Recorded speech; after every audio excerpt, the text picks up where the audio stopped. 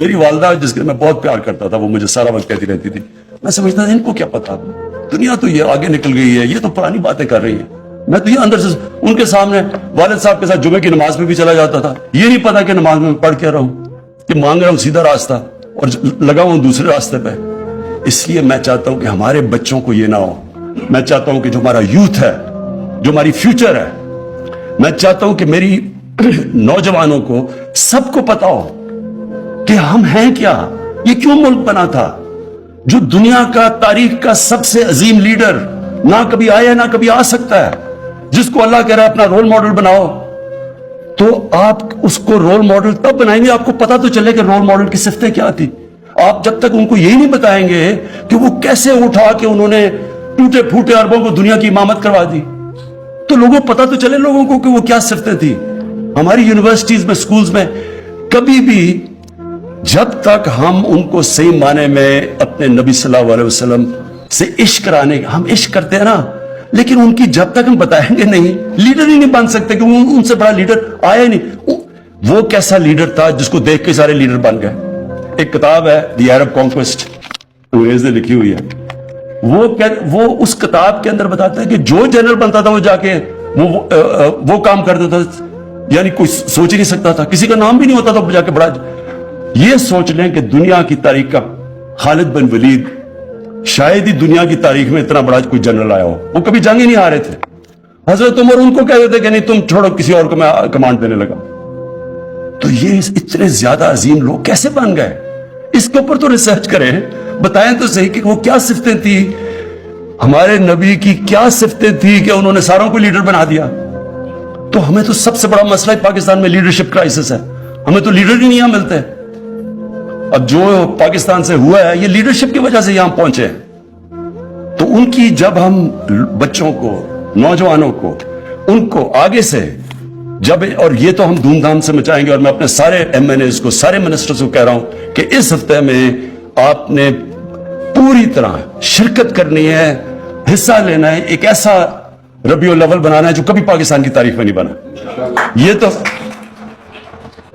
دوسری ہے فحاشی۔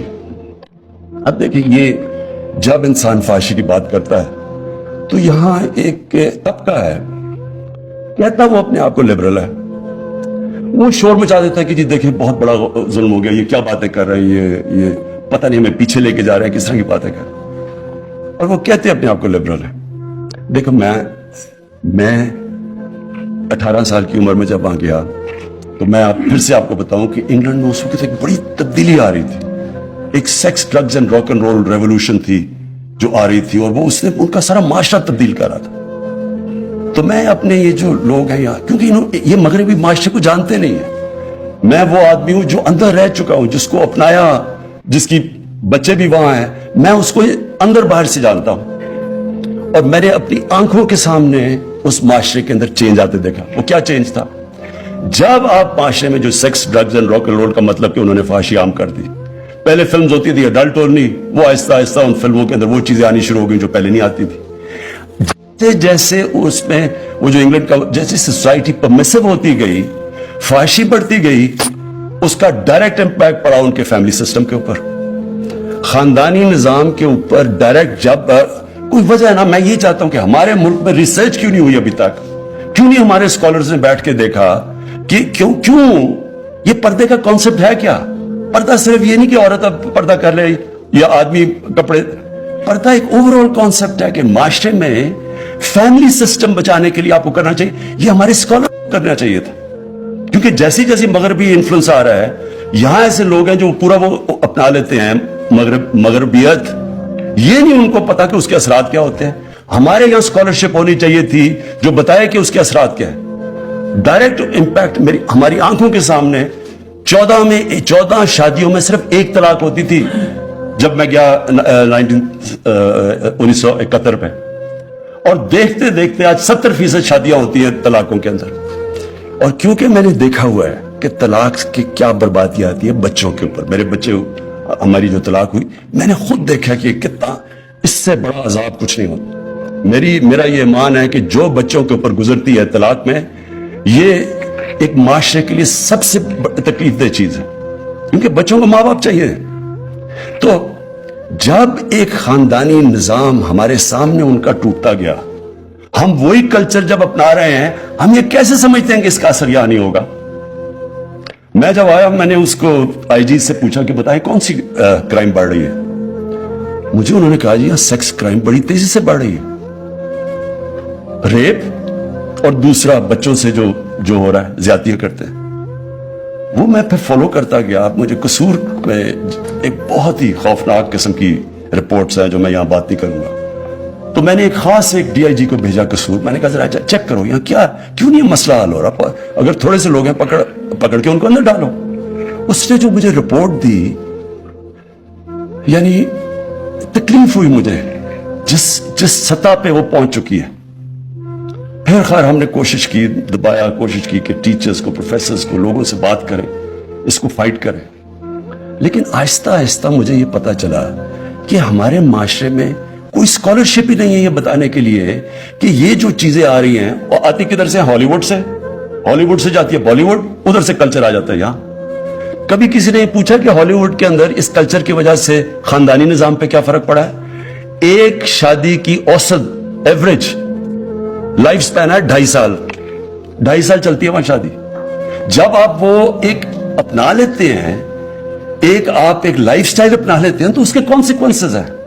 اور ہمیں چاہیے کہ ہمارے یہاں اسکالرز بیٹھے ہوں جو بتائیں تو صحیح دنیا کو, بتائیں ہندوستان میں کیا افیکٹ ہو رہا ہے. ہمارے سامنے ہندوستان میں فلمیں بدلی ہیں, پہلے کیا ہوتی تھی کرتی اب یا کیا پہنچ, کسی نے بتایا کہ ہندوستان میں اس کا کیا افیکٹ ہو رہا ہے؟ تو جب تک ہم اپنے یوتھ کو بتائیں گے نہیں کہ یہ تو طرز زندگی ہے, آپ کی چوائس ہے, لیکن ہم بتائیں تو صحیح کہ اس کا یہی اثرات ہوں گے آپ کے معاشرے کے اوپر.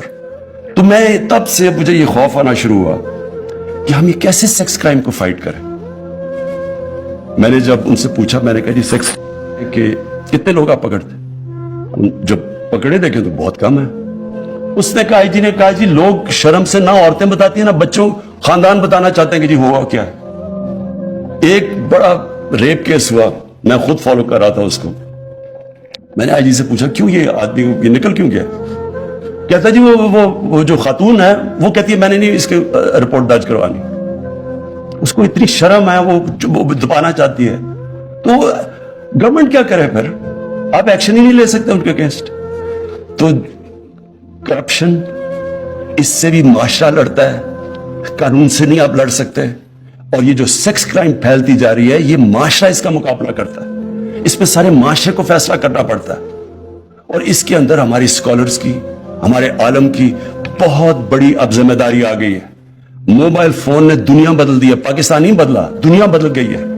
بچوں کے پاس اب وہ ان کے فون کے اوپر وہ مٹیریل ہے جو انسانی تاریخ میں کبھی بچے ایسی چیزیں نہیں دیکھتے تھے.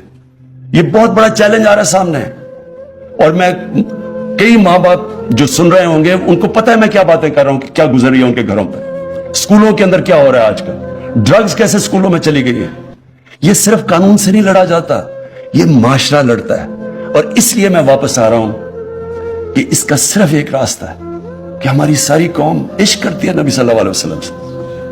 ہم عشق کرتے ہیں ان سے, لیکن ان کی زندگی کی جو حکم ہے قرآن میں کہ ان کی سنت اپنی زندگی کے اوپر لاگو کرو, وہ تو کریں. وہ کر نہیں رہے ہم, اور کنفیوژن ہے ٹوٹل. ڈرامے جی ٹی وی کے اوپر میں آیا, میں نے لوگوں کو سمجھایا, میں نے کہا یہ تم ڈرامے وہ سارا انڈیا وہ بالی ووڈ سے ہالی ووڈ سے بالی ووڈ اور بالی ووڈ سے ادھر. میں کہا آپ کو نہیں پتا کہ اس کا کیا اثر ہو رہا ہے معاشرے پہ؟ کہتا جی دیکھتا ہی کوئی نہیں ہے. اگر ہم یہ نہیں کریں گے تو لوگ. میں نے پھر جا کے پریزیڈنٹ اردوغان سے اس کا وہ جو ارتو گرل ڈرامہ لے کے آیا یہاں, اس لیے لے کے آیا ان کو بتانے